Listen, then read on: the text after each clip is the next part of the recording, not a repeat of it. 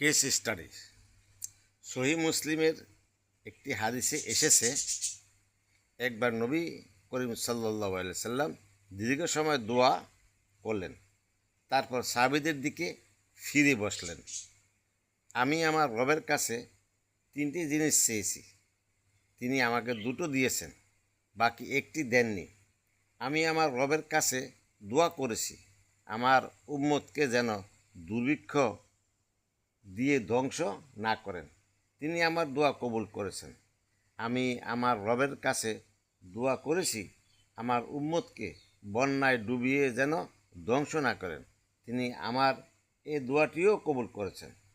আমি আমার রবের কাছে আরও দোয়া করলাম আমার উম্মত যেন নিজেরা ঝগড়া বিবাদ মারামারি খুনোখুনিতে না জড়ায়, তিনি আমার এই দোয়াটি কবুল করেননি। নবীজি এই দোয়াটি আল্লাহ কবুল না করার কারণ তিনি আমাদেরকে পরীক্ষা করতে চান। এ সূরায় আল্লাহ আমাদেরকে ঐক্যবদ্ধ থাকার নির্দেশ দিয়েছেন। বহুবার উহুদ যুদ্ধে ঐক্যবদ্ধ না থাকার পরিণাম কি হয়েছে হাতে কলমে তা ধরিয়ে দিয়েছেন। তাই এ বিষয় নিয়ে আমাদের গভীরতা চিন্তা করা উচিত। মুসলিম 2890।